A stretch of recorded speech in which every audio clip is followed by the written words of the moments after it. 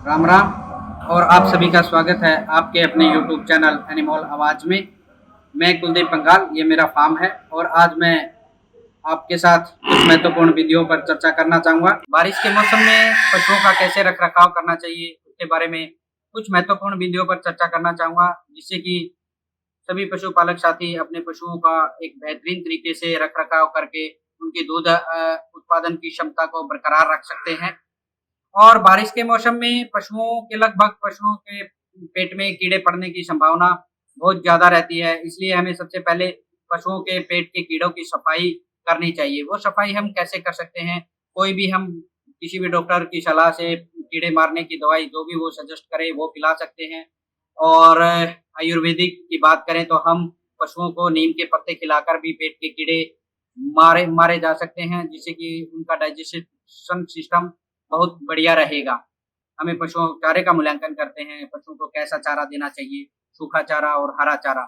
हरा चारा में हमें क्या किस बात का ध्यान रखना है? हरे चारे के अंदर हम खेत से जब चारा काट के लेके आते हैं और फिर उसे मशीन के अंदर बारीक-बारीक काटते हैं, तो हमें बहुत ज़्यादा मात्रा में बारीक चारा मशीन से काट कर नहीं रखना चाहिए, क्योंकि उसके अंदर बारिश के मौसम में फंगस होने की संभावना ज़्यादा रहती है। जितना हमें पशुओं को चारा डालना है, उतना ही चारा हमें मशीन के द्वारा काट के रखना चाहिए।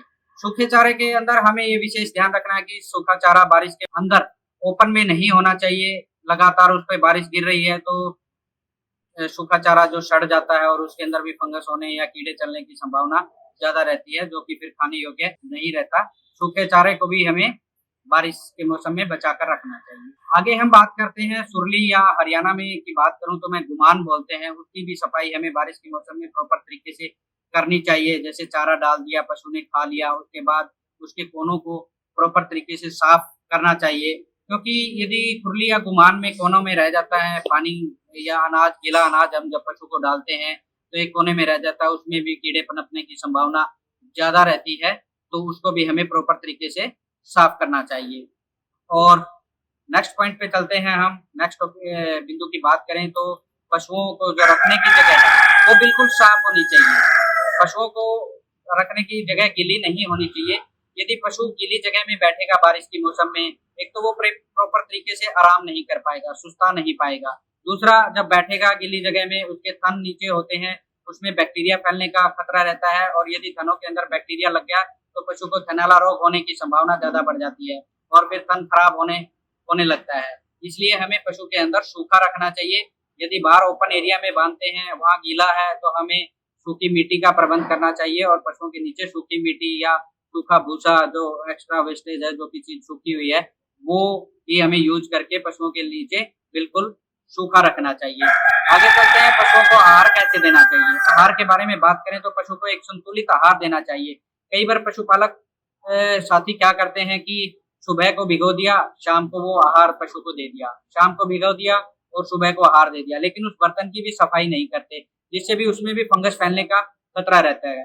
लेकिन मैं जो आपको सजेस्ट करना चाहूँगा कि पशुओं को आहार हमेशा भिगोने की बजाय पका कर देने चाहिए, जिससे उसके अंदर पकाने से जब पानी उबलता है 100 डिग्री सेल्सियस पे अनाज उबलता है, तो उसके अंदर जो बैक्टीरिया है, वो कीड़ा है, वो सब कुछ खत्म हो जाता है और उसमें फंगस वगैरह सब कुछ खत्म हो जाती है। एक चीज़ और मैं इसके अंदर ऐड करना चाहूँगा, जब भी हम पशु को अनाज पकाते हैं तो उसमें 20 ग्राम मीठा सोडा हम डाल सकते हैं, जिससे पशु का डाइजेशन सिस्टम बढ़िया रहता है और पशु को अनाज पचाने में या भोजन पचाने में किसी प्रकार की कोई दिक्कत नहीं आती है।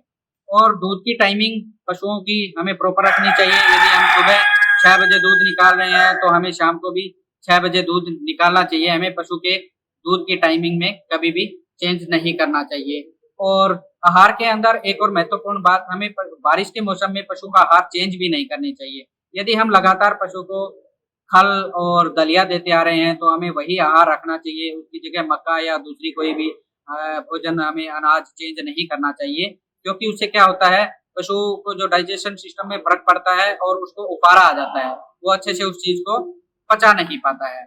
और बारिश के मौसम में एक चीज़ और ध्यान रखने की है, जैसे कि पानी की टंकी। पानी की टंकी यदि खुले में है, तो बारिश में जो कीड़े होते हैं या पंखनुमा कीड़े होते हैं, वो पानी के अंदर गिर जाते हैं, उसके अंदर मर जाते हैं। तो प पानी की बिल्कुल प्रॉपर तरीके से हमें सफाई रखनी चाहिए। और एक चीज़ और है, पानी यदि 5-7 दिन के बाद टंकी को खाली करके प्रॉपर धोना चाहिए। बिल्कुल साफ पानी होना चाहिए। यदि यदि हम लंबे समय तक पानी की टंकी की सफाई नहीं किए तो उसके अंदर जीनुमा कीड़े पैदा हो जाते हैं, जो कि बिल्कुल हानिकारक है। वो पानी फिर पीने लायक नहीं रह सकता है। पानी को साफ रखने के लिए हम फिटकड़ी का भी उपयोग कर सकते हैं। फिटकड़ी डालने से पानी बिल्कुल साफ रहता है। और पशु को बारिश के मौसम में एक चीज़ और होती है, जैसे ओपन में बंधा हुआ है पशु बाहर खुले आसमान के नीचे और बारिश गिर रही है, तो ज़्यादा समय तक बारिश में हमें पशु को बाँध के नहीं रखना चाहिए।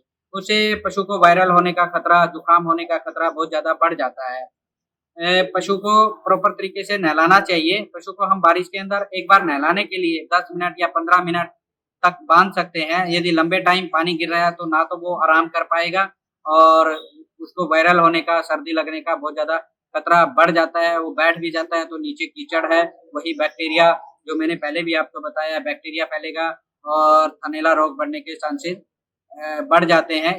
आपको मेरे द्वारा दी गई जानकारी कैसी लगी, ये कमेंट सेक्शन में कमेंट करके हमें अवश्य बताएं। तब तक के लिए आप एनिमल आवाज़ चैनल को सब्सक्राइब कर लें और साथ में बेल आइकन के बटन को अवश्य प्रेस करें, ताकि जब भी नई कोई वीडियो आती है सबसे पहले आप तक उसका नोटिफिकेशन पहुंचे। और मिलते ही नेक्स्ट वीडियो में एक नई रोचक जानकारी के साथ। तब तक सभी किसान पशुपालक भाइयों को मेरी राम राम। किसान भाइयों और बहनों, पशुपालन क्षेत्र में अपनी उन्नति को मजबूत बनाएं। एनिमल आवाज के साथ जुड़ जाएं। हमारे चैनल को सब्सक्राइब करें और बेल आइकन को दबाना ना भूलें।